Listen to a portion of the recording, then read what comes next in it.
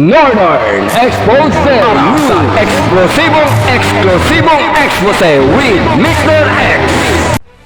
Problema sa komunikasyon at halos walang signal ang cellphone, yan ang pangunahing suliranin sa buong lugar, hindi lamang sa barangay.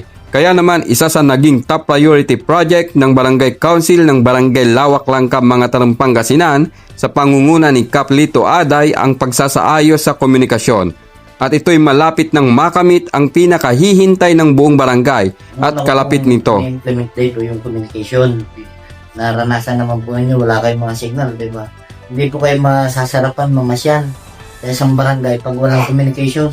Hindi po kayo makakapag video dahil walang kwan. Ayun po yung una kong tinatarget ngayon na magkaroon. Pero ayun naman, according naman doon sa agent namin, napirmahan na daw ni Presidente Marcos na ang budget na yan. Kaya lang hintay tayo. Naumpisahan na rin ang construction ng tulay na magkokonekta sa kabilang barangay, na kung saan ito'y isinulong ni 2nd District Representative Mark Coangco at nabigyan ng pondo mula sa DPWH. Farm to Market Road, kumusta po ang lagay mo ng Farm to Market Road? Yung Farm to Market Road po ay nung una po binadgetan po ni former Mayor Ramit Bentanilla po yun ng 300 meters. Natapos na po yun. Ngayon po 2026, nagpatawag po ng meeting ang ating pong mahal na Mayora para budgetan uli ng 300 meters uli po. Malayo na po yung maabot nun. 2026 po naka-allocate po yung budget para gawin po yung farm to market po. Tapos yung pong isa pa, yung nakita nyo yung ramp doon, 300 meters yun, naihingay ko po yun sa DA. Ongoing process na po yung budget.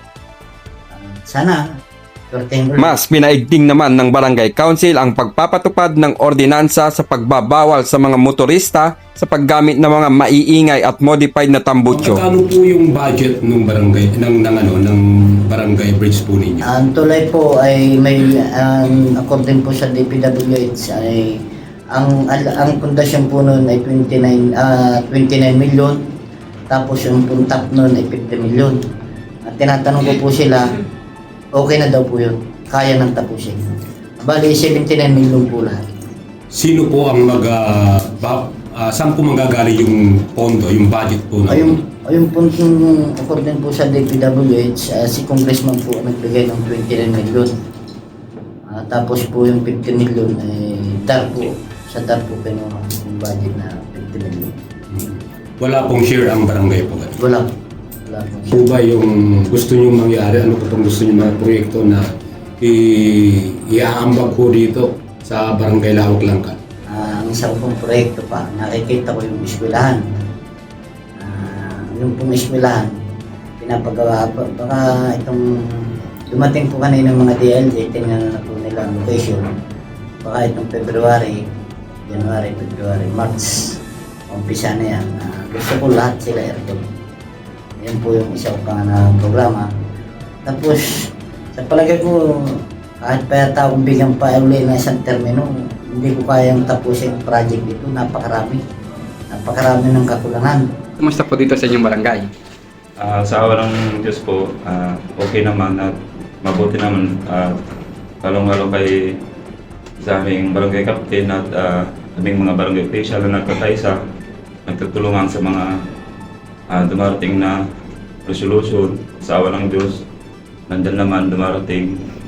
Malaking pasasalamat ni Kap Aday sa lahat ng tumulong sa kanya para maisakatuparan ang mga programa na kanyang isinulong.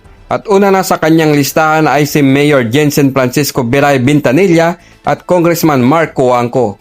At ganoon din ang kanyang pasasalamat sa kanyang mga kabarangay dahil sa patuloy na pagsuporta sa kanyang administrasyon. Para sa Balitang Expose, ako ang inyong Mr. X, RJ Komen, nagbabalita para sa Northern Expose sa eksplosibong expose with Mr. X.